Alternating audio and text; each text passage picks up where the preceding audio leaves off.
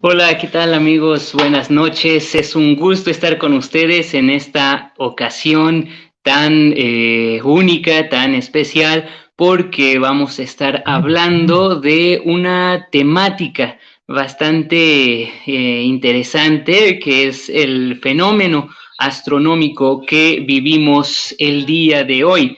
Y para ello, pues vamos a contar con el aporte de el doctor en ciencias, el astrónomo Dan Josué Deras, que estará compartiendo con nosotros su conocimiento al respecto. Y aquí quiero aprovechar para que si ustedes tienen alguna pregunta, pues nos la vayan haciendo llegar. Recuerden que pueden escribirme para enviar sus preguntas, ¿no? De esta manera tener un diálogo y bueno, aprovechar que vamos a contar con un experto en materia para que él pueda pues responder a esas dudas, esas preguntas tan interesantes. Aprovecho aquí para mandar un saludo a Misael, que ya está viendo aquí el programa. Bendiciones, Misa. También un saludo a Dan. Tenemos ya aquí algunos que están viendo el programita desde Estado de México, Puebla, Ciudad de México también. Pues qué gusto contar con ustedes. Así que en unos momentitos pues vamos a ir comenzando y pues vamos a ir hablando de esta temática el día de hoy, que es precisamente sobre la estrella de Belén, ¿no? Esta pues porción de la escritura que encontramos en Mateo, y ahí lo vamos a estar tratando también ese tema. Cuáles son las interpretaciones que se han dado al respecto a lo largo de los años, y pues para ello también vamos a contar previamente con el aporte de el doctor en ciencias Dan Josué Deras. Entonces envíenos sus preguntas, comentarios, lo que ustedes hayan escuchado al respecto, pues estaría muy bien saber de ello. Qué impresiones han tenido, si lo pudieron ver, si les costó. Estuvo por aquí en el sur de la ciudad, pues algo nubladón, no se pudo observar a simple vista, pero bueno, vamos a ir platicando al respecto. Por acá también a Jair, a los de Ixtapaluca, nadie nos conoce, pero aquí andamos, ¿no? Pues un abrazote, amigos, por allá, la iglesia Vida, la iglesia Vida, también por allá la iglesia Gracia y Verdad del pastor Alfonso, que luego me confundo. Y bueno, un saludote, un abrazo a cada uno de ustedes. Vamos a ver esto, déjenme ver.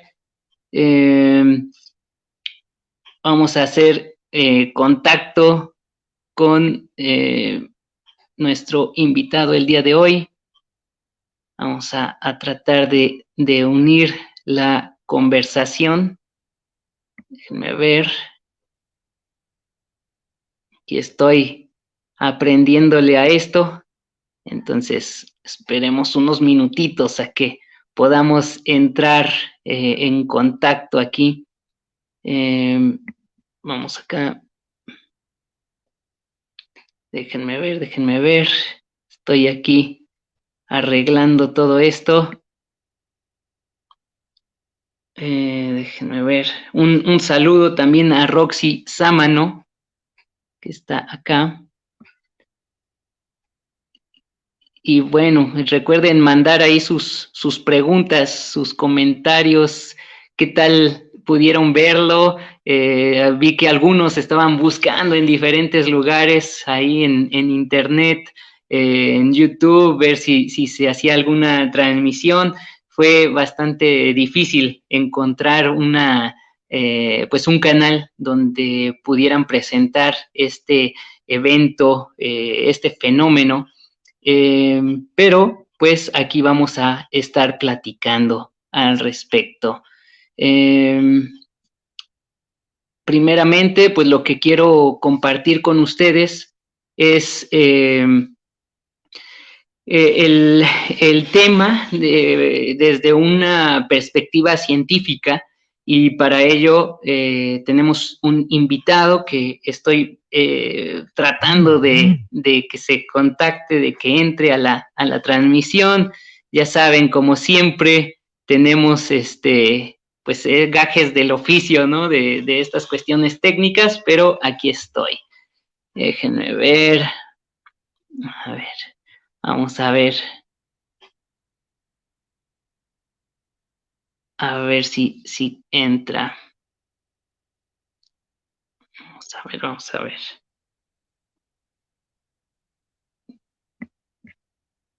Mientras aquí comenta Dan, me encantó poder contemplar este fenómeno aquí desde Puebla. Ah, qué bien, qué bueno que por allá sí se pudo observar. Aquí estuvo nublado, de hecho en la tarde hubo un poquito de lluvia. Entonces sí fue algo complicado. Yo encontré por ahí una página donde pudimos verlo, pero pues es distinto, ¿no? Uno hubiera esperado el poder contemplarlo así, pero era algo complicado. Misael comenta, en el Estado de México no se logró ver gracias a la bendita contaminación. Ese es otro factor, ¿no? Que antes no se tenía.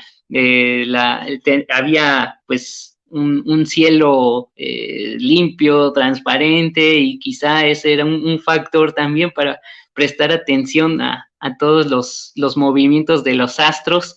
Pero bueno, ahora también ese es otro factor interesante con el cual tenemos que ir lidiando para poder percibir estos fenómenos en el cielo. Estoy aquí tratando de hacer la conexión. El día de hoy, recuerden que el tema es la estrella de Belén, que pues se presta, ¿no? El evento del día de hoy, que contemplamos, al menos por video, ¿no? Que se ha interpretado como uno de los bueno, más bien como una explicación a el texto de Mateo 2, la narrativa que vamos a estar abordando exegéticamente, y va a estar bueno el asunto, así que váyanlo compartiendo ahí para sus contactos si tienen alguna duda, alguna pregunta que haya surgido. Yo vi en varias páginas que llego a seguir, o comentarios incluso sobre esta interpretación, diciendo que esta es prueba de que el texto bíblico es veraz, ¿no? Entonces, ¿será? Bueno, vamos a verlo, puede ser un buen argumento, lo vamos a estudiar.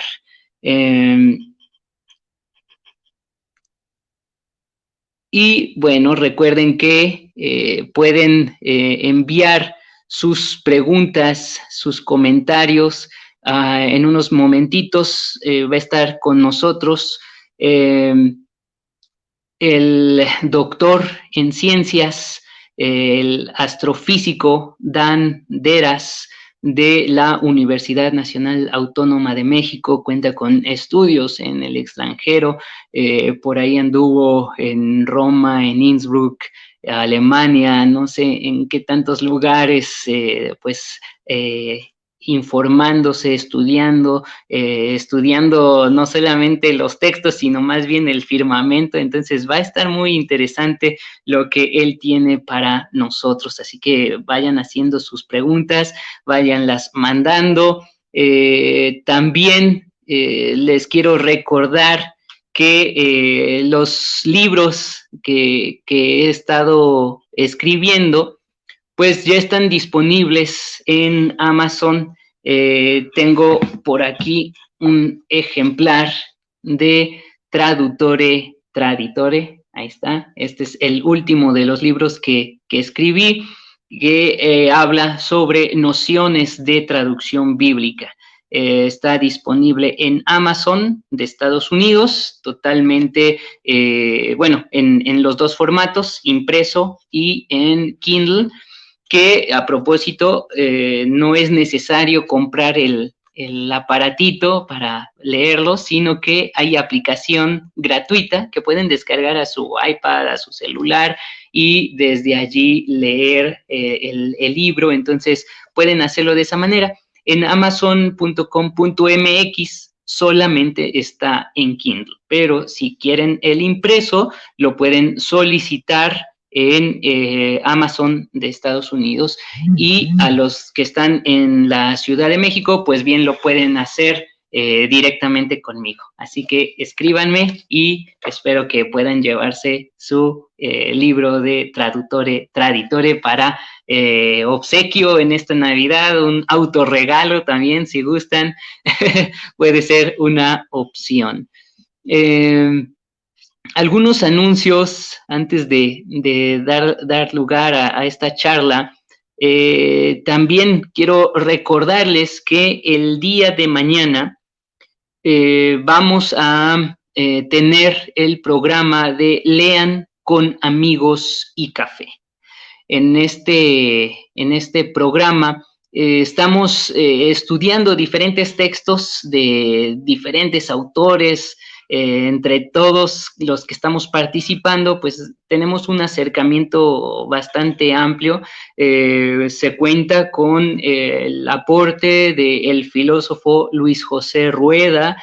Tenemos también el aporte del pastor Alfonso Mares, un buen amigo también y colega en la librería Papiro 52, es el consultor editorial Ángel Barrón, y también tenemos la participación del educador David Campos, que está en Guatemala, él es salvadoreño. Entonces está bastante interesante el programa, y el día de mañana vamos a estar tratando el cuento de Navidad de Charles Dickens, así que no se lo pierdan. También va a estar muy, muy interesante, porque vamos a hacer un estudio del relato, no solamente de la historia en sí, sino también del contexto, ¿no? Vamos a hablar un poco de Charles Dickens, el contexto socioeconómico, la dura crítica que hace. Entonces va a estar muy, muy interesante. Les dejé por allí en la semana el enlace a la descarga gratuita de Cuento de Navidad, así que si quieren leerlo, pues adelante, es un texto maravilloso. Entonces no se lo pierdan el día de mañana a las 9 también. Y vamos a ver por acá cómo va esto. Vamos a ver, aquí estoy escribiendo.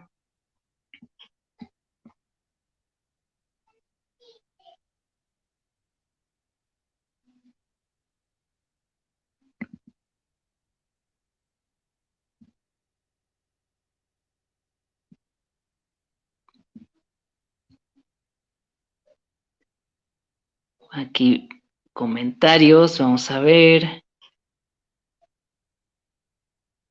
Aquí ya está Rose. Puedes regalarme, sí, ese sería un muy buen regalo, un buen regalo. Josmar, claro que sí, anímate. Un buen regalo de Navidad. Misael, saludos, México. La ciudad del smog desde Puebla, sí, pues la verdad es que sí. Yo estuve viviendo en Morelos, y qué cielo, qué perspectiva tenía por allá. Ahora acá, regresando a la ciudad, pues lo complicado del ambiente, pero bueno, ahí va la cuestión. Esperamos que pues poder seguir viendo este fenómeno. Todavía hay tiempecito de poderlo ver, quizá no en su clímax como era el día de hoy, hace unas cuantas horitas, pero bueno, ahí va. Bueno, mientras, coméntenme ustedes, ¿qué han visto de comentarios de interpretación bíblica relacionados con el evento que se está viviendo? ¿Han escuchado alguna enseñanza por allí, alguna publicación, algún comentario que les haya interesado? También se vale, ¿no? Entonces, pues manden esos comentarios, dudas, preguntas, porque las vamos a estar abordando en unos minutitos con mi queridísimo doctor en ciencias, Dan Deras, de la Universidad Nacional Autónoma de México, que se une a la plática en breve. Vamos a ponerlo por acá.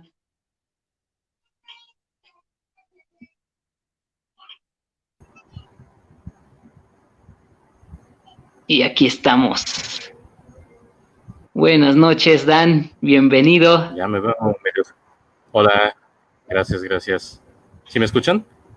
Perfecto, yo te escucho bien, amigos, igual por allá en casa. Si escuchan bien, pues nos dicen. Vamos a ver. Sí, se escucha Creo que me veo medio perfecto. oscuro o me ven bien. Se ve un poquito oscura tu cámara. El audio está perfecto. A ver, déjame ver si me... No me da lugar. Por ahí vi la luna, ¿no? Creo que está un poquito mejor, ¿no? Pero sigue estando.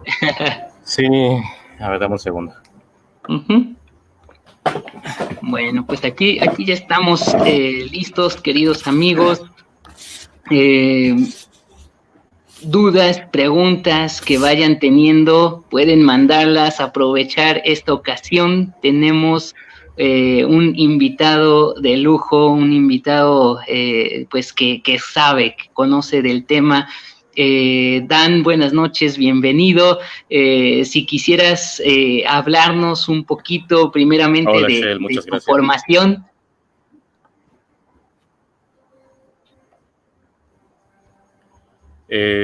Claro, bueno, yo soy físico, yo soy egresado de la Facultad de Ciencias de la UNAM.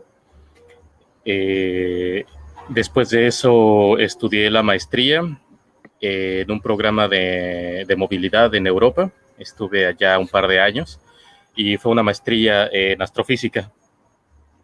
Y después de eso regresé a México a estudiar el doctorado en el Instituto de Astronomía de Ciudad Universitaria de la UNAM, ¿no? Y justo tengo 2 meses de haberme graduado del doctorado, ¿no?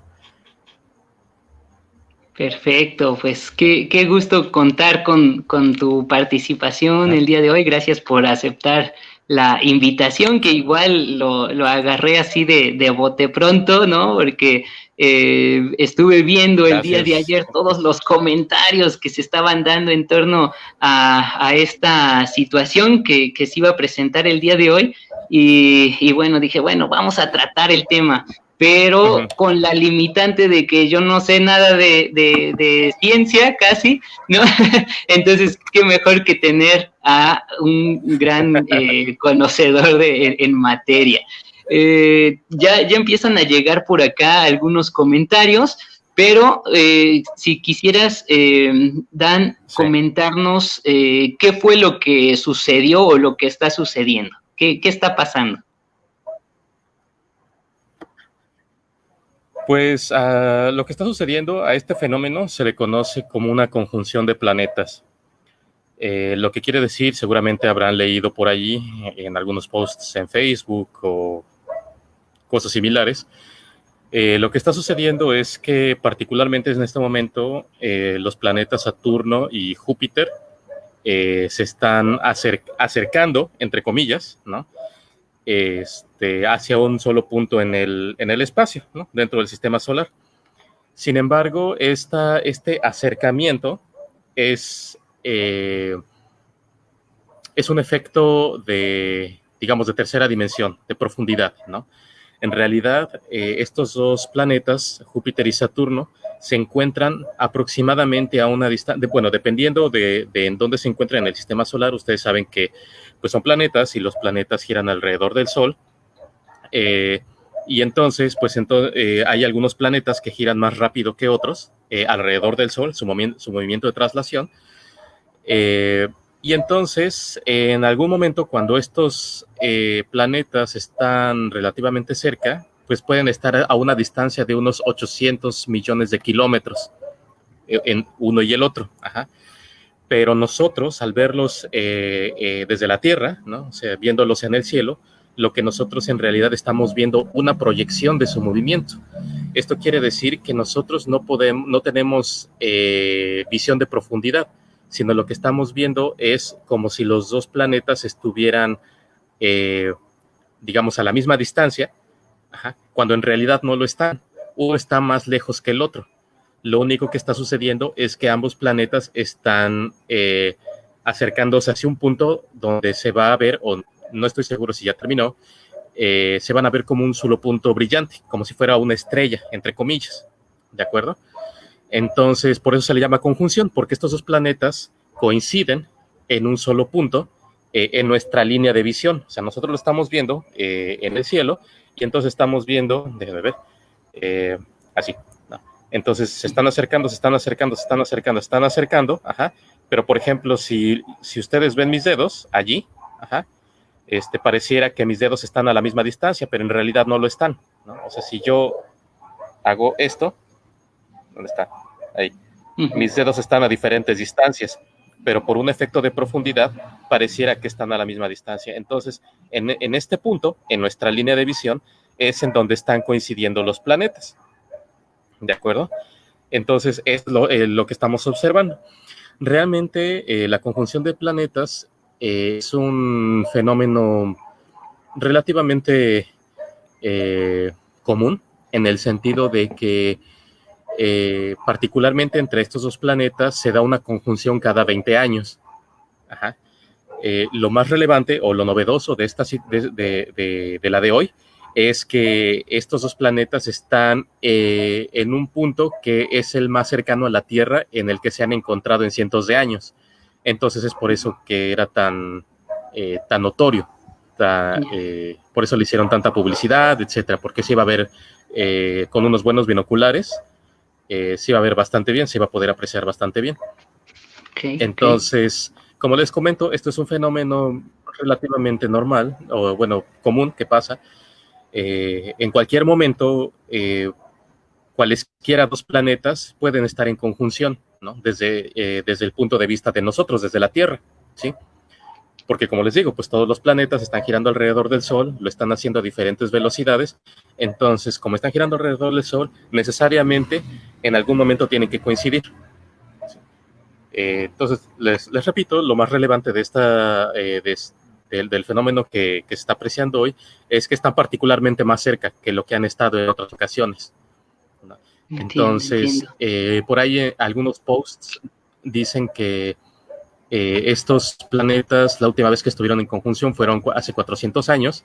Hay otros que dicen que más o menos estuvieron hace 800 años, pero justamente es la diferencia, ¿no? La diferencia es que hace 400 años fue justamente cuando volvieron a estar tan cerca de nosotros, tan cerca de la Tierra. Y como dato curioso, por ejemplo, ¿no? Seguramente ninguno de nosotros va a estar vivo para verlo, ¿no? Ni siquiera los que nazcan hoy es probable que lo lleguen a ver, pero en el 2080 va a haber otra conjunción entre Júpiter y Saturno. Ok. Sí, de hecho, entonces, bueno, algo pues, que había visto por aquí. Sí, igual nos toca a ver si para la siguiente sí se ve. Sí, algo sí, que si estaba viendo todavía dentro de 60 años, pues igual. Sí, algo que estaba viendo, de hecho, de lo que mencionas, es que en el tiempo de Kepler, él pudo identificar este fenómeno, pero algo leí que tampoco en su tiempo, o unos cuantos años después, bueno, que aunque él lo había previsto o determinado, no lo había contemplado, ¿no? Y de ahí viene una de las preguntas que nos mandan por acá, de que, pues, ¿qué opinan con respecto a lo siguiente? Esta es la estrella de Belén, una alineación de Júpiter y Saturno que no se ve desde hace más de 800 años. Y bueno, luego una pregunta ya más de interpretación, ¿no? Que como buenos sensacionalistas, los judaizantes afirman que es la señal de que el anticristo va a aparecer entre el 2021 y 2022. Bueno, eso ya es otra cuestión que vamos a ir viendo adelantito. Pero sí, esto es una de las opiniones que está por allí rondando, ¿no? Claro, claro. Bueno, ¿desde qué punto de vista quieres que te lo responda o que haga algún comentario? ¿Desde el punto de vista científico? Sí, científico. Vamos con tu mero mole. Con mi mero mole, bueno, mira, la verdad es que uno como humano siempre trata de buscar patrones, de reconocer patrones que uno ya conoce, ¿no? Es como las famosas apariciones de la Virgen de Guadalupe en un pan tostado, ¿no? O en un bache de Vallejo, ¿no? Y va la gente y le pone veladoras y hace un altar, etcétera, ¿no? Eso es como este fenómeno, me parece, no recuerdo cómo se pronuncia, si es pareidolia o pareidolia, creo que se llama, ¿no? Que es justamente ver patrones donde no los hay, ¿no? Sino justamente nuestro cerebro funciona para nosotros reconocer situaciones que no son familiares. Entonces, pues por ejemplo, en este caso, si, como mencionan los judíos o las personas judaizantes dicen que va a aparecer el anticristo, pues entonces en general las personas pues están metidas en estos temas, ¿no? De la segunda venida de Cristo, de la aparición del anticristo. Entonces pues van a tender a ver este tipo de fenómenos como una señal, aunque en realidad sea un efecto completamente natural y ajeno a nosotros, que no tiene nada que ver digamos con la historia de la humanidad, ¿no? Entonces en ese sentido pues los fenómenos naturales simplemente ¿no? Son ajenos a nuestra interpretación. Aunque siempre se han manejado como eventos que auguran algo bueno o a veces auguran algo malo, ¿no? En diferentes culturas, por ejemplo, los eclipses podían tanto significar cosas buenas en algunas culturas y en otras culturas sí podrían interpretarse como malas cosas, digamos, ¿no? Como situaciones de catástrofe, de que iban a asesinar al monarca, de que iba a haber una gran peste, etcétera, ¿no? O sea, y eso varía de cultura a cultura. Entonces, pues que vaya a aparecer el anticristo entre el 2021 y 2022 se me hace como que demasiado explícito como para poderlo tomar en serio, ¿no? Y por otro lado iba a comentar otra cosa. Bueno, y justamente eso, lo de la aparición del anticristo, pues va a también depender de a quién le preguntes, ¿no?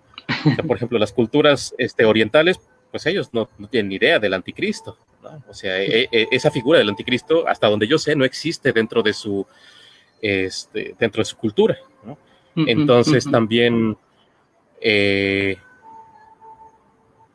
tiene que ver un tanto, me parece un tanto cuanto pretencioso en el sentido de que una creencia o la otra esté por encima de las demás, ¿no? Entonces, como decir, esta es la buena. Pues ahí ya depende de cada persona, ¿no? Entonces, pues como bien lo menciona el comentario, hay que tener cuidado con ese tipo de comentarios sensacionalistas porque lo que en realidad pues no están buscando una respuesta honesta, sino están queriendo generar controversia. Si no es no es una pregunta honesta por curiosidad, por querer saber, ¿no? Sino más bien así de, bueno, a ver, vamos a agitar el avispero y a ver qué sale, ¿no? Entonces, yo sugeriría a lo mejor no dejarse influenciar, ¿no? O no creer el juego de estas personas que les gusta estar creando controversia. Claro. Pero bueno, Claro, eso es lo que tengo que decir con respecto a ese comentario, ¿no?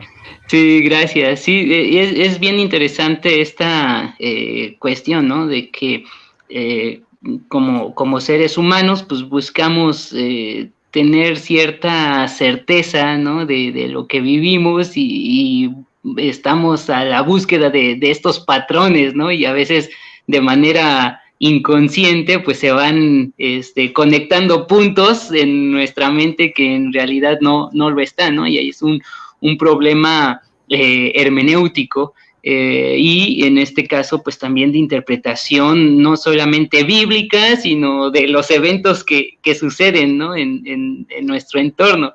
Entonces es una cuestión bastante curiosa, bastante interesante y también importante, ¿no? Para ir desenmarañando toda esa cuestión. Por acá tengo otro comentario más enfocado hacia la interpretación del texto, cómo se puede relacionar este evento con lo que Mateo relata, poniendo de premisa que este es un evento estático y el relato de Mateo deja ver que la estrella les guía y hace un cambio brusco desde el oriente al sur, ¿no? Bueno, esta es una cuestión ahí del texto que en breve lo abordamos. Ahí ya estoy tapando la imagen, pero el comentario es extenso. Por lo que he leído en la red, comenta Dan Well, la relación que tuvo la observación de una conjunción y una supernova en el Renacimiento con el relato de la estrella de Belén viene de un cálculo que hizo Johannes Kepler y calculó que había ocurrido el mismo fenómeno en el año 6 a.C., y con ello él consideró que tenía una explicación científica del pasaje bíblico. ¿Es esto cierto? Quizá ahí enfocándonos en el aporte de Kepler. Dan, ¿qué puedes comentarnos? Bueno, Kepler estamos hablando que como por ahí de los 1600 más o menos.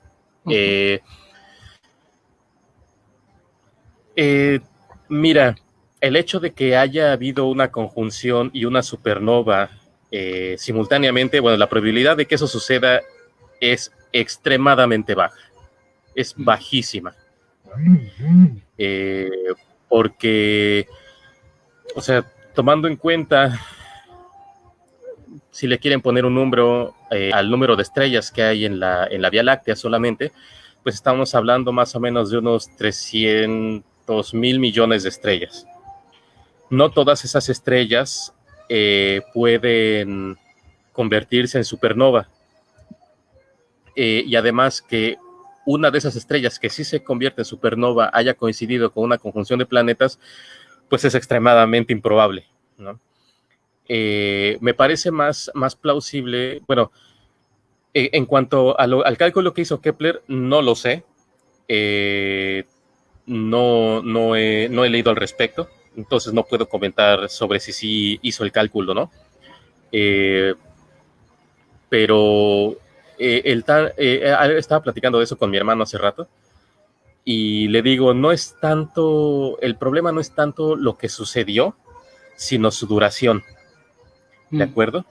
Porque en el caso de la conjunción de planetas, pues por ejemplo, hoy va a ser el máximo y mañana ya no va a haber conjunción, ¿no? O sea, la conjunción toma un instante en el tiempo y en el espacio, ¿de acuerdo?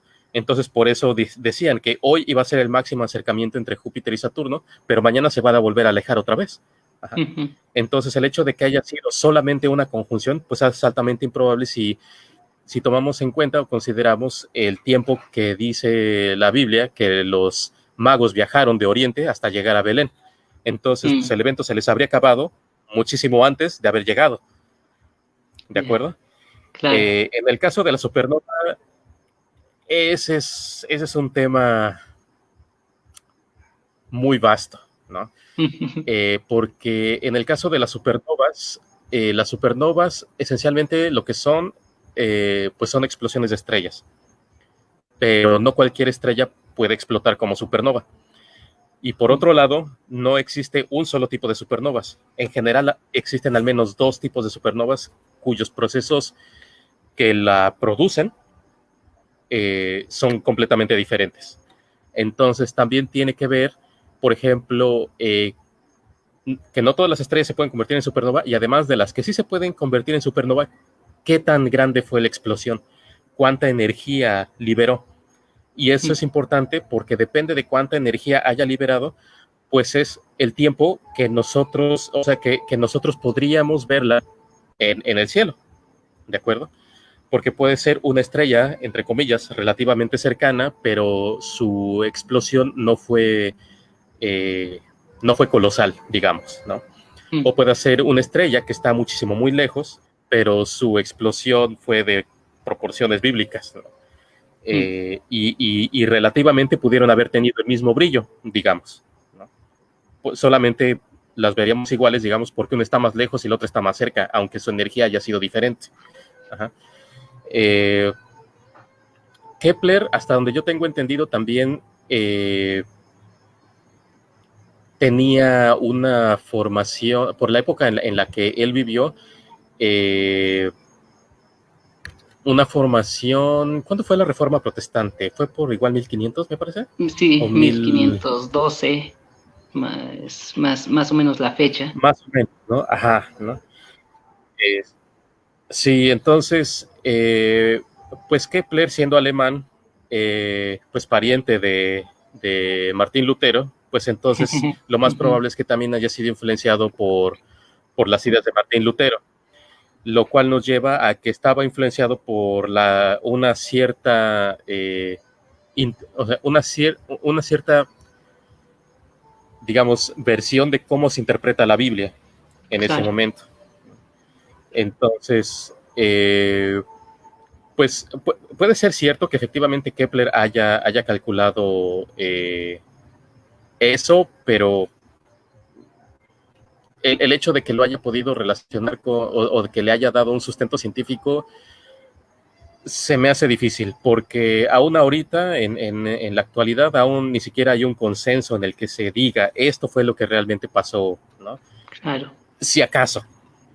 O sea, si fue una conjunción de planetas, o si fue un cometa, o si fue una explosión de supernova, ¿no? O sea, por ejemplo, una explosión de supernova, dependiendo de qué tan energética sea, puede durar, digamos, un par de semanas, o puede durar hasta un par de años, ¿no? Que si hubiera durado un par de años, pues entonces pudiera ser que en ese caso sí hubiera sido lo que vieron los magos, ¿no? Pero en la actualidad no hay un consenso, no se sabe. Entonces, Kepler hizo este cálculo con datos de hace 400 años. En la actualidad tenemos millones de veces más a nuestra disposición datos que Kepler no tenía, y la verdad es que no se ha podido determinar con certeza qué tipo de evento fue. Como repito, si acaso. Sí. Porque también puede darse el caso de que los evangelios se escribieron en alguna época, pero también es posible, y ha sucedido, que el mismo relato, conforme va evolucionando justamente eso, ¿no? Va evolucionando en el tiempo, y a veces se le agregan detalles que no estaban en el original, ¿no? Pues solamente con el afán de darle alguna mayor credibilidad, digamos. Entonces eso también hay que considerarlo.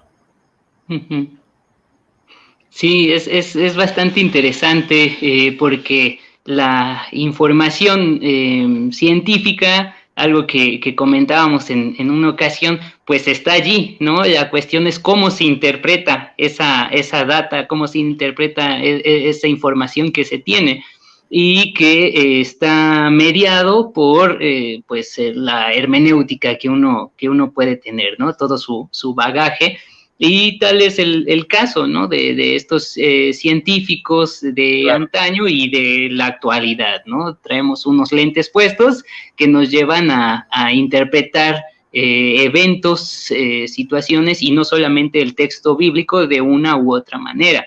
Y esto me lleva, ¿no? a la segunda parte de esta temática, en relación ya directamente con el texto, que estuve viendo, como les decía, todas las páginas que iban sacando información al respecto, y obviamente unas desde la perspectiva netamente científica, otras desde la historia. Por ejemplo, hay una página de la UNAM, ¿no? Del observatorio, otra del History Channel, y otras como Christianity Today, ¿no? Que es una revista evangélica norteamericana. Y algo que retomo de esa es 5 maneras de interpretar el texto, ¿no? De qué fue lo que sucedió con esta estrella, ¿no? Y la primera de ellas es que era un ser angélico, ¿no? Y cuadra, en cierto sentido, con la terminología empleada en el Antiguo Testamento para referirse a los ángeles, ¿no? Eran considerados como estrellas, o las estrellas eran consideradas como ángeles, y lo tenemos, por ejemplo, en los Salmos, que se refiere a los ángeles como estrellas, ¿no?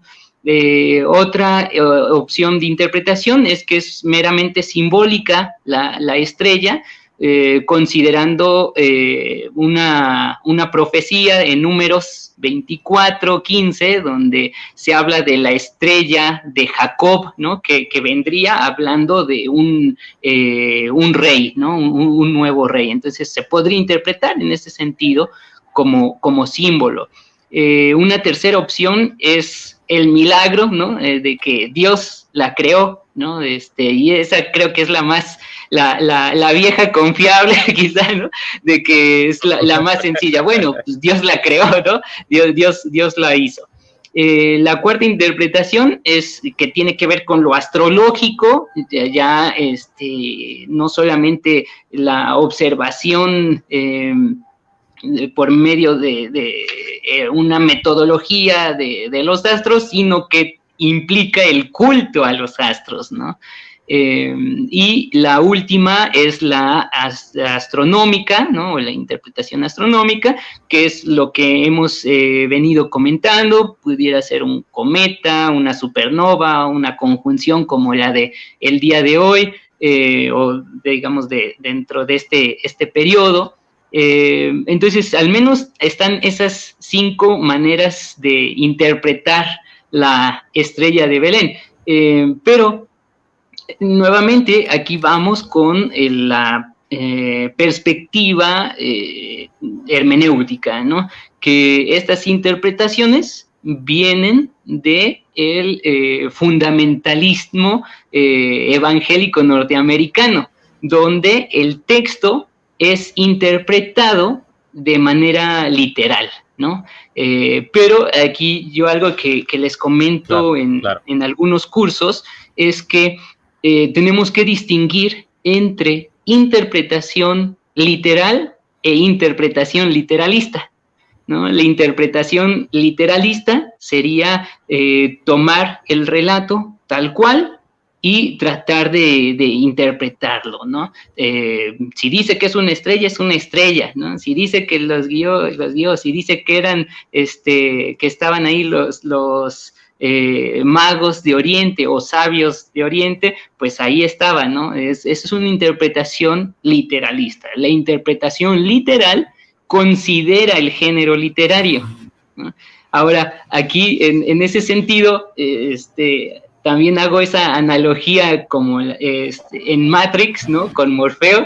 ¿Y qué si les dijera que no es histórico el relato, ¿no? Porque también empezando por allí, algo que mencionábamos, es la posibilidad de que este texto no sea del todo histórico, ¿sí? Hay una base histórica, pero también los evangelios son documentos de fe, ¿no? Es decir, no son cronologías, no son o crónicas, ¿no? de históricas, sino que son documentos de la fe de los primeros cristianos.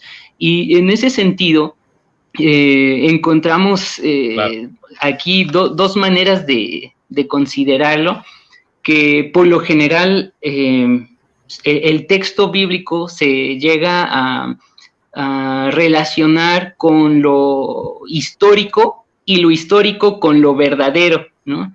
Mientras que por otro lado la ficción es relacionada con la falsedad, ¿no? Pero esa es una perspectiva muy occidental de estos puntos. ¿Por qué? Porque no siempre la ficción es falsedad. Hay verdad en la ficción y puede que la historia no sea del todo veraz, ¿no? Un ejemplo de esto lo tenemos, por decir, en las parábolas de Jesús, ¿no? ¿Qué eran las parábolas? ¿Eran historia o relatos históricos o eran cuentos? Eran ficciones que Jesús se inventaba en el camino, ¿no? Era un buen cuentacuentos. A mí me encanta esa manera de enseñar de Jesús. Era un muy buen observador y iba por el camino y se inventaba una narrativa que era ficticia. Sin embargo, lo que expresaba era una verdad profunda, ¿no? Entonces, ese es un punto de partida para entrarle al texto, ¿no? Y bueno, ¿qué podríamos decir de el estudio literal, considerando el género literario? Pues algo importante es que el texto del capítulo 2 de Mateo, los primeros 12 versículos, es lo que se considera un midrashim o midrash, ¿no? Es decir, un comentario a el texto o alguna, algún evento, ¿no? Es un comentario.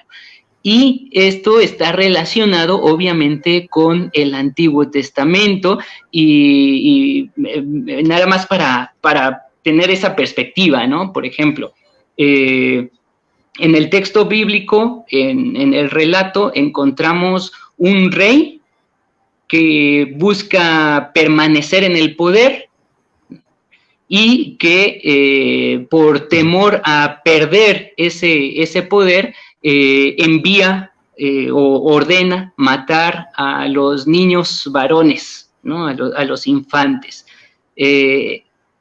¿Y dónde encontramos eso, ¿no? ¿Dónde encontramos un paralelismo de un relato así? Pues en el Éxodo, ¿no? Tenemos ahí a un faraón que quería permanecer en el poder, que se veía amenazado por el crecimiento del pueblo judío y ordena matar a los varones. Tenemos también, por ejemplo, un niño que escapa de manera milagrosa, que es el único que se salva, ¿no? Tenemos a Jesús en el relato de Mateo, y en el Éxodo tenemos a Moisés. Tenemos la matanza, efectivamente, de los niños, que se ve tanto en el Evangelio como en el Éxodo.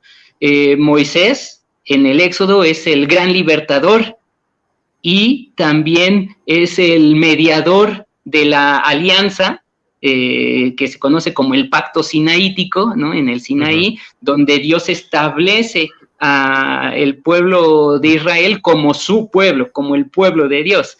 Entonces, en el Nuevo Testamento, en el relato de Mateo, tenemos que Jesús es el único que se escapa de la matanza, es entendido como el libertador, el salvador del mundo.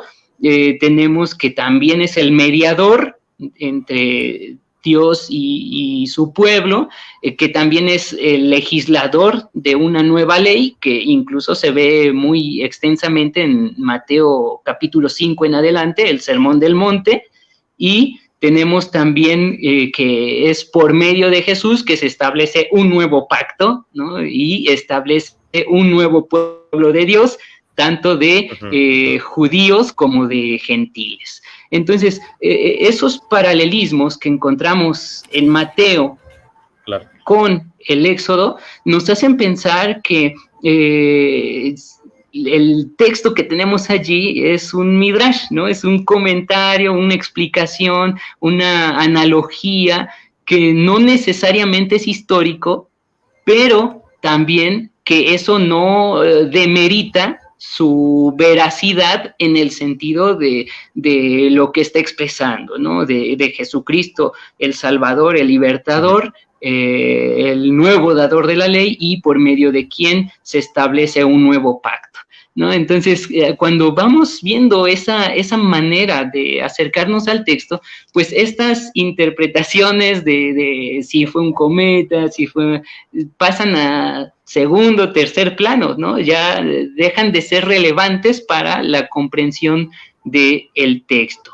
Y creo que lo más importante también aquí es cuál es el sentido del texto, ¿no? Ahí encontramos a unos magi, que es el término griego que se emplea, los magi, que Reina Valera 60 creo que lo traduce como sabios. A ver, déjenme ver cómo lo hace. No, sí dice unos magos, sí hace bien la traducción, que servían, ¿no? en la corte del rey, pero muchas veces se ha entendido como sabios de Oriente, ¿no? Como científicos incluso, pero no, o sea, había una relación directa con el culto a los astros, ¿no? El paganismo, diríamoslo así. Y lo interesante de esto es que presenta una polémica entre estos magos, estos paganos, y por otro lado los líderes religiosos del pueblo judío, los escribas y los fariseos. Y son los paganos, son los magos, los que tienen conocimiento del nacimiento del Mesías, y aun cuando los otros tenían las profecías, se les pasa por alto o más bien lo ignoran, ¿no? Entonces vemos ese antagonismo que está muy, muy marcado allí, y son los magos, estos paganos, los que van y reconocen al Mesías en contraste con su propio pueblo que le rechaza, ¿no? Entonces, ese es el mensaje que podemos encontrar allí, ¿no? Pero, híjole, es un tema bastante, bastante interesante esto, ¿no? Cómo nos podemos acercar al texto bíblico. Déjame ver, aquí comenta Salvador, buenas noches, buenísimo tema, excelente explicación, saludos, que nuestro Dios le siga usando y guiando.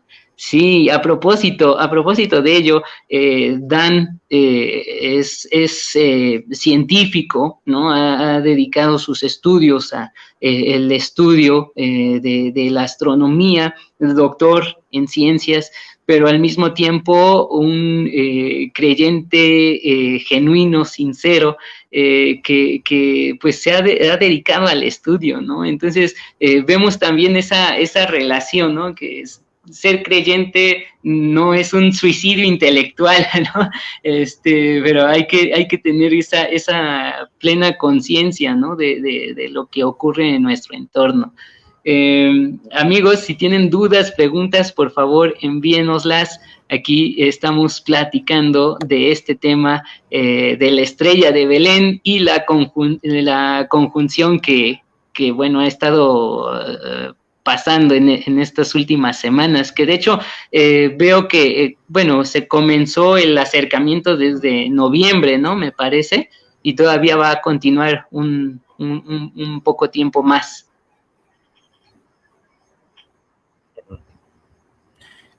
¿Puedo hacer un par de comentarios? Claro, adelante. El primero es que ¿cómo digo esto? Para tratar de ser políticamente correcto, ¿no? Muchas veces en el sentido, por ejemplo, lo que estabas mencionando ahorita acerca de los magos que tenían estudios acerca del cielo y que, de acuerdo al relato bíblico, ellos fueron los que interpretaron la aparición de este fenómeno celestial como una señal del nacimiento del Mesías.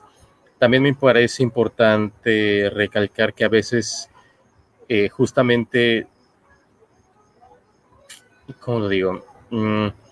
Es muy fácil hacer a un lado, digamos, a estas personas, digamos, en ese contexto, y aún actualmente, ¿no?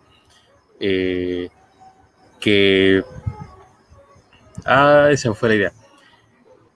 Ok. Es muy fácil juzgar a esas personas como ignorantes, así de, pues es que cómo van a creer que el sol tiene influencia sobre sus vidas, por qué adoraban a los astros, por qué adoraban a la luna, ¿no? Y a veces hasta nos burlamos de ellos, ¿no? Pero me parece importante ver, ¿no? ¿Quién de nosotros, al ver que cuando no hay sol, ¿no? Cuando bajan mucho las temperaturas, los cultivos mueren, lo que nos produce alimento, y cuando hay sol y hay abundancia, hay lluvias, etcétera, ¿no? Pues hay cosecha, ¿no? Hay alimento, ¿no? Entonces, estas personas en su limitado conocimiento de los fenómenos físicos, pues es claro que iban a adorar al sol y a la luna. Si haciendo observaciones puramente empíricas, ellos se daban cuenta que si hay sol hay vida y si no hay sol hay muerte. Entonces, ¿cómo no los vamos a adorar? Ellos son los dadores de vida. Entonces hay que tener cuidado con apresurarnos a juzgar las creencias de estas personas en ese contexto histórico. Porque ahorita, pues también, gracias a los avances que ha tenido la ciencia, en el conocimiento, etcétera, bueno, sabemos que no es el caso, ¿no? O sea, que no, o sea, influyen directamente en la vida en la Tierra, pero vaya, ya no se adoran como deidades, ¿no?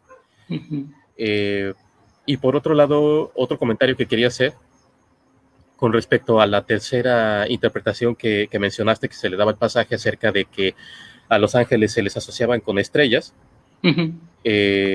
Como dato curioso,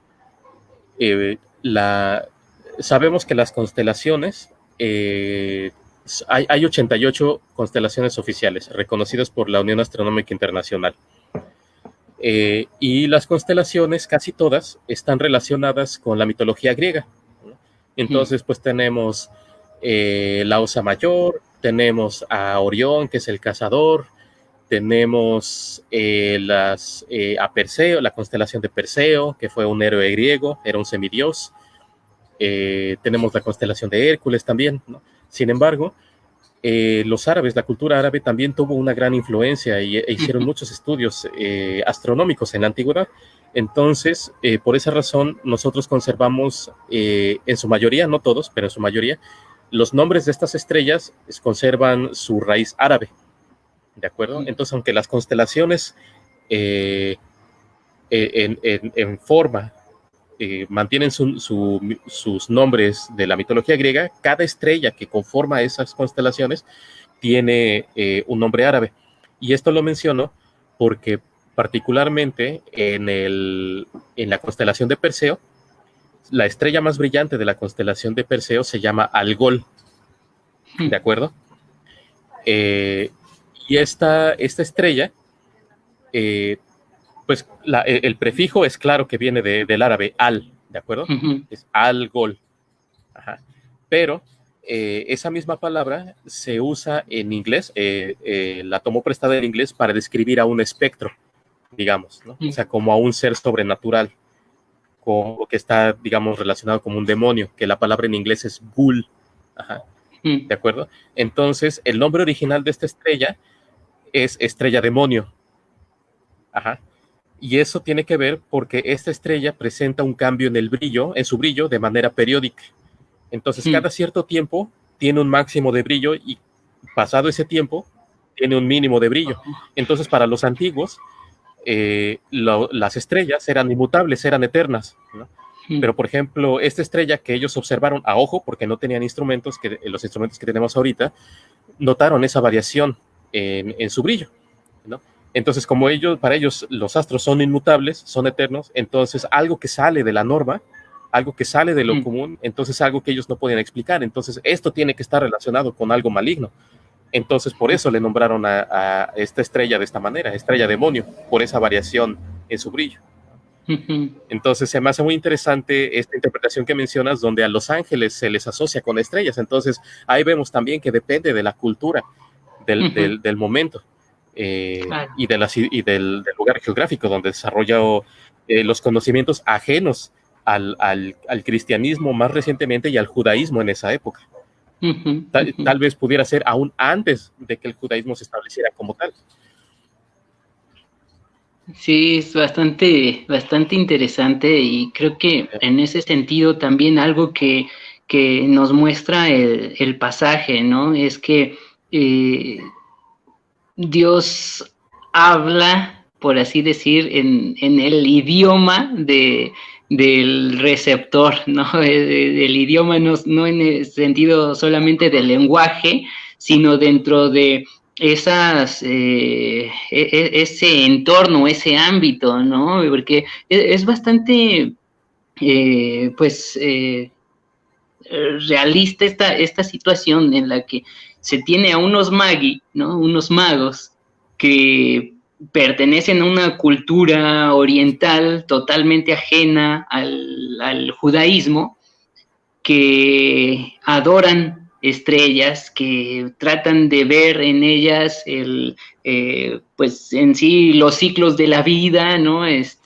Lo que pueden llegar a anunciar, y es en medio de ese culto idolátrico, si lo queremos ver de esa manera, que Dios les habla.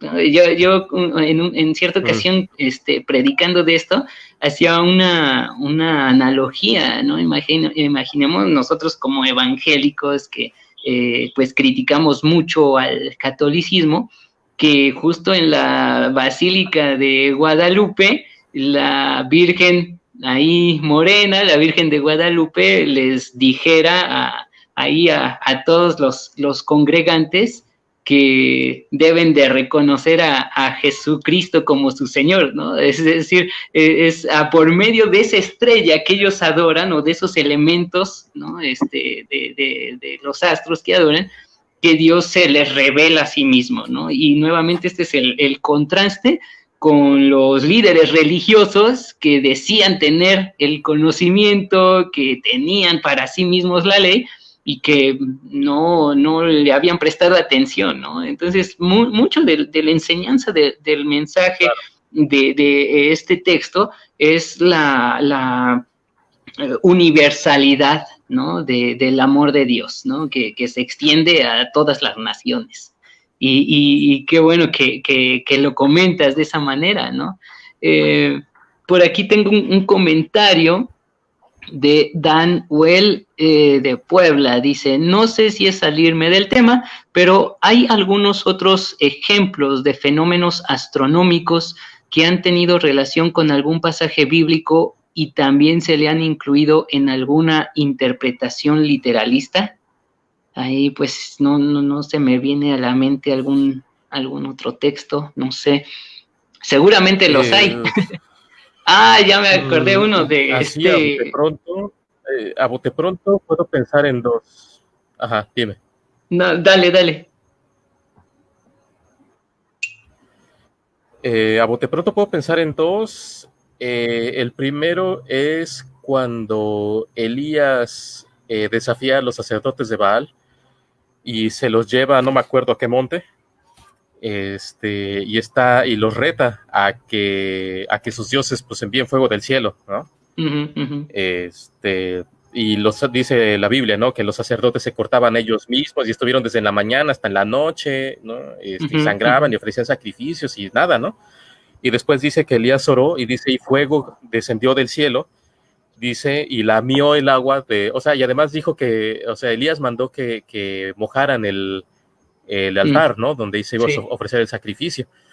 Y creo que hasta construyeron una zarja alrededor y no sé qué, y entonces dice la Biblia que Elías oró y dice que fuego descendió del cielo y que lamió completamente el agua que habían vertido sobre el altar, ¿no?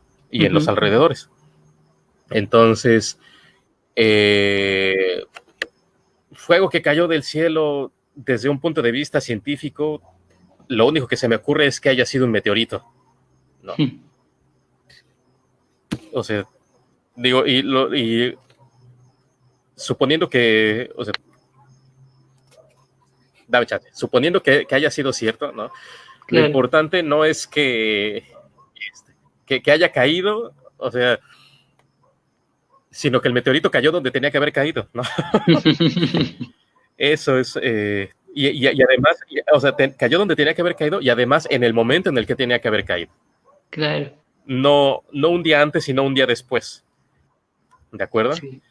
El otro ejemplo que se me ocurre es, supongo que también está sujeto a interpretación, es en Apocalipsis, no recuerdo el pasaje, pero dice que, creo que es cuando está hablando sobre los ángeles que derraman las copas de ira de Dios, y dice, o tocan las trompetas, una de los dos, no me acuerdo, ¿no? Y dice Sí. que una estrella cayó en el mar y que se murió una tercera parte de los animales y las aguas se contaminaron porque fueron vueltas amargas y la tercera parte de la humanidad murió, ¿no?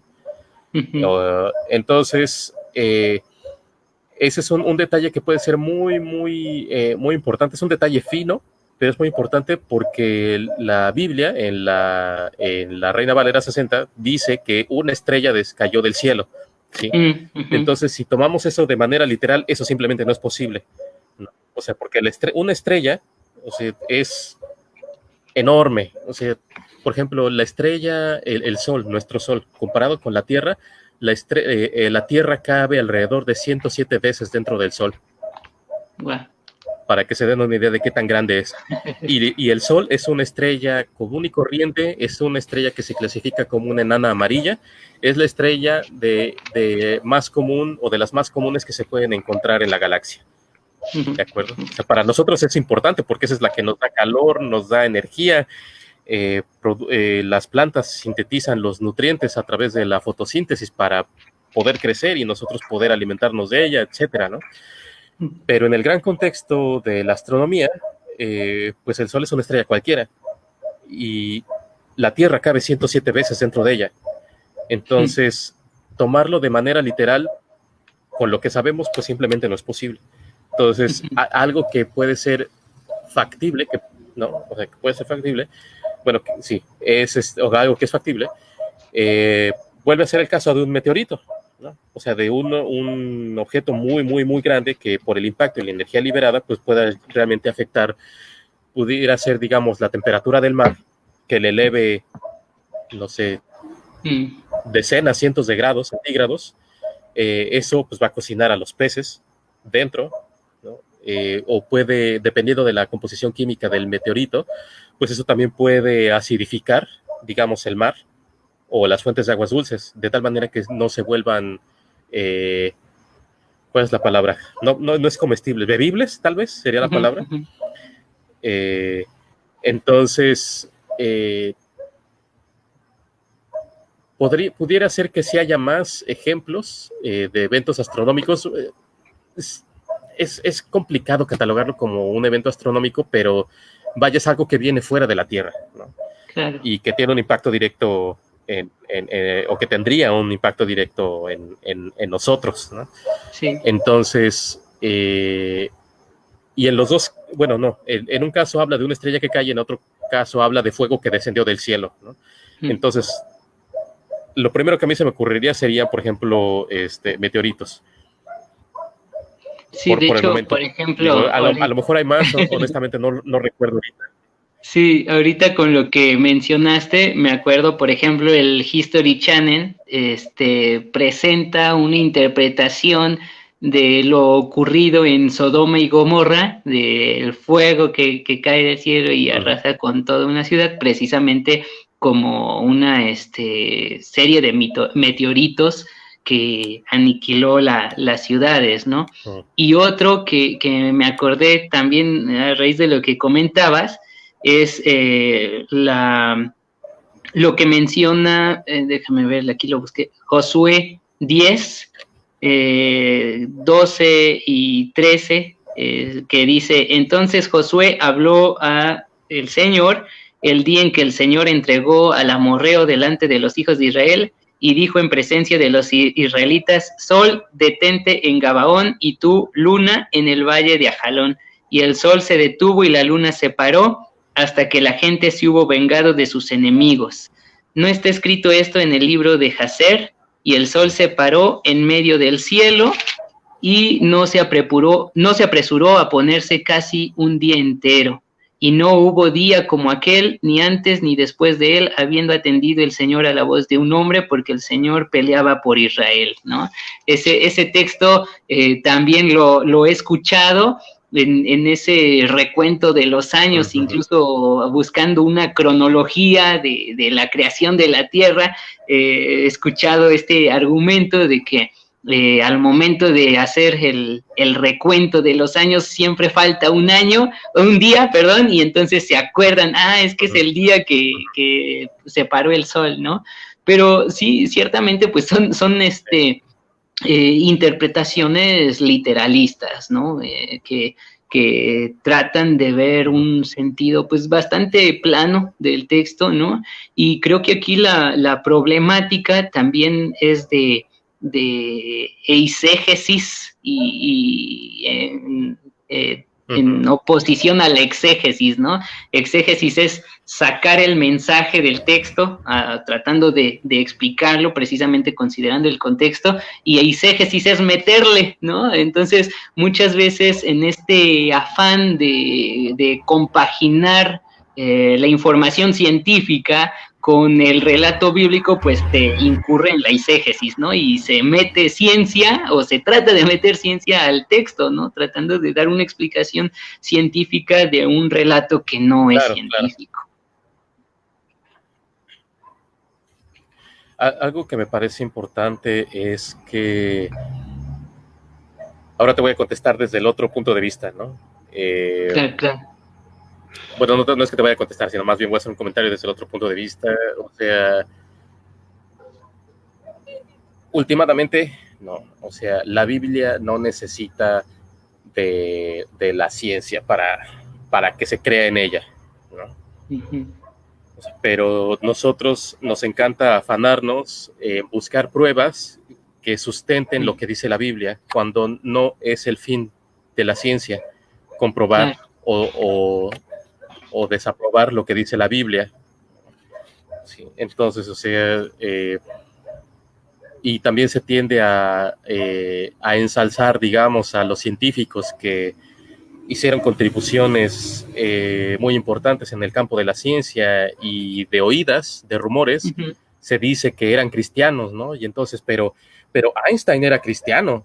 Y o sea, él creía en la Biblia y él hizo muchas contribuciones con la teoría de la relatividad, y Newton era cristiano, como si la Biblia necesitara de ese tipo de apoyo. No sé si me explico lo que quiero decir. Claro. Sí. O sea, como para tratarle de dar mayor credibilidad. O sea, pues la Biblia no necesita de eso. Sí, o sea, la Biblia se acabó. Claro. Punto, claro. ¿no? Sí, y ahí y no toman en cuenta,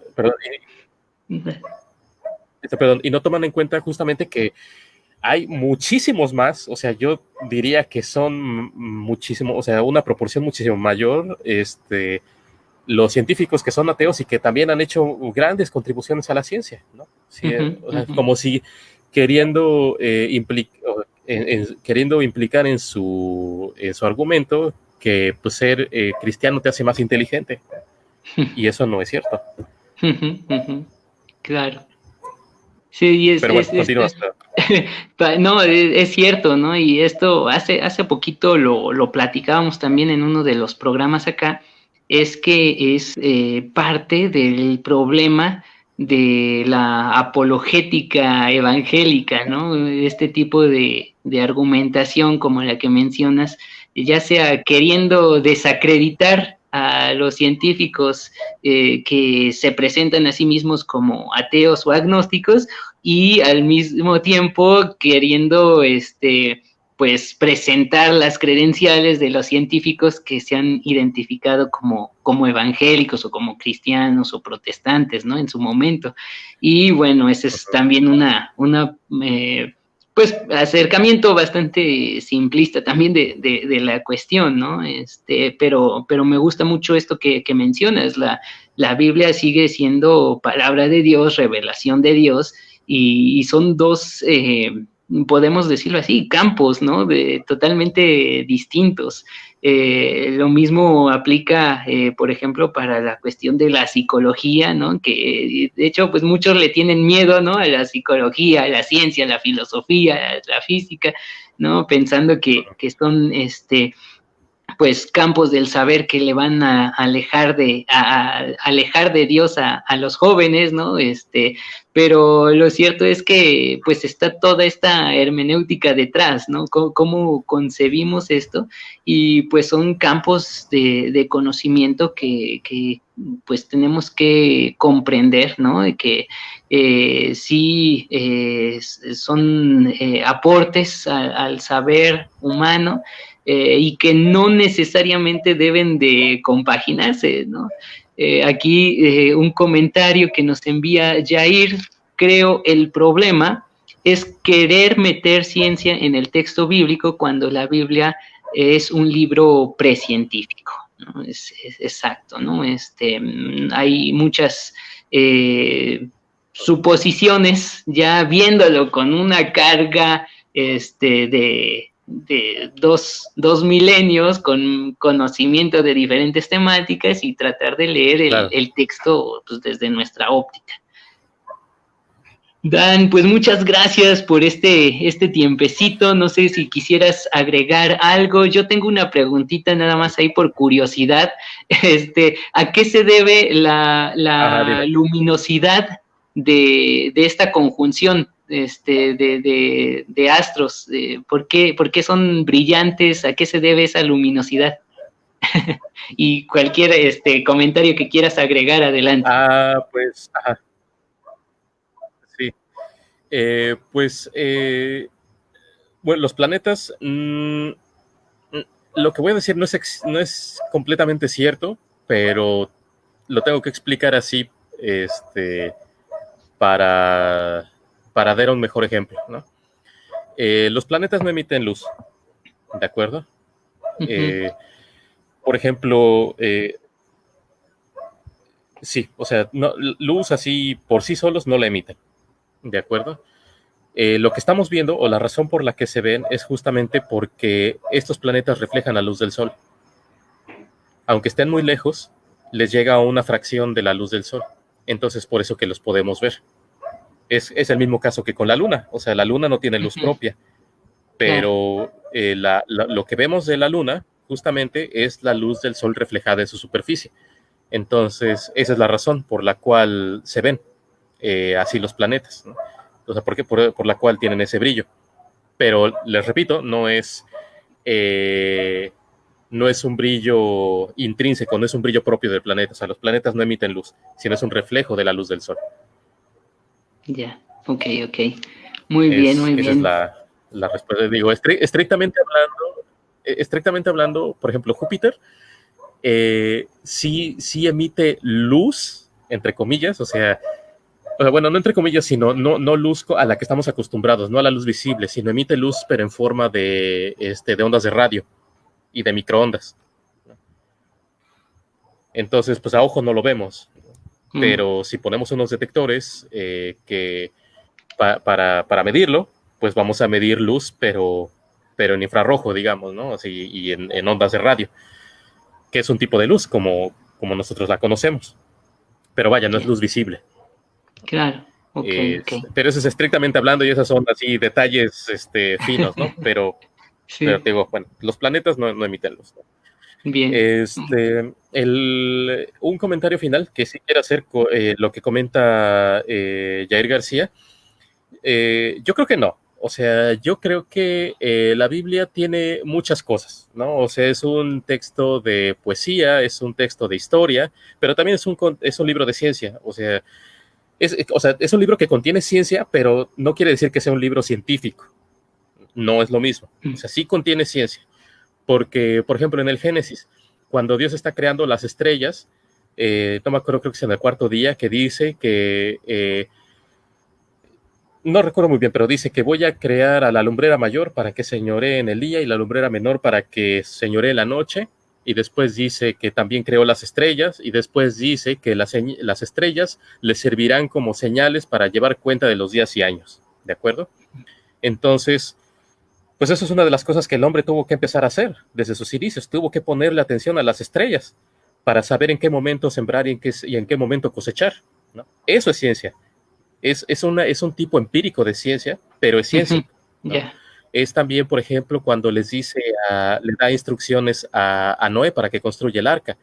Les da las dimensiones para que haga no un barco, sino un cajón de madera que flote, ¿no? Uh-huh. Entonces, pues Noé no sabía de hidrostática, ¿no? Simplemente Dios le dio las instrucciones así de, hazte un objeto con tales y tales dimensiones, que su único propósito va a ser flotar.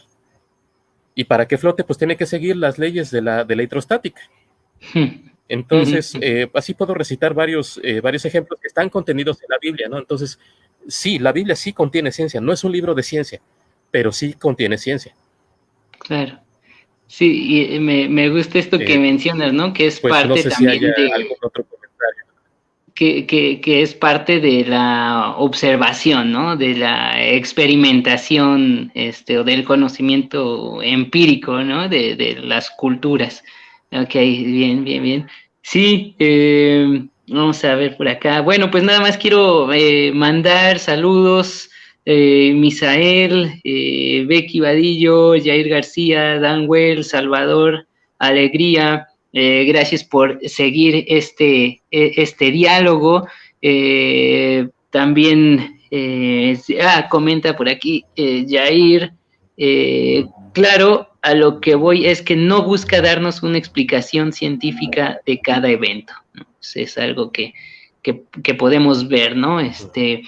Son relatos, sí encontramos relatos, como bien menciona aquí Dan, en los cuales pues se presenta el conocimiento que tenían las culturas en su debido momento, y nos dan pues también una perspectiva de cómo era esa comprensión del universo que se tenía, ¿no? en ese momento.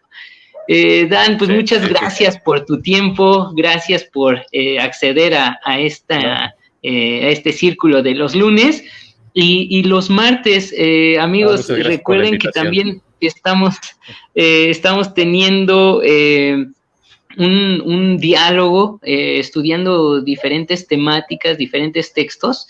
Entonces voy a dejar la invitación abierta para Dan, que en alguno de estos martes se una con nosotros a dialogar. Quizá ahí tengo en mente unos textos interesantes de ciencia, y a lo mejor ahí pues obviamente nos puedes ampliar la comprensión de estas temáticas. Claro que sí, con todo gusto. Muchas gracias por la invitación.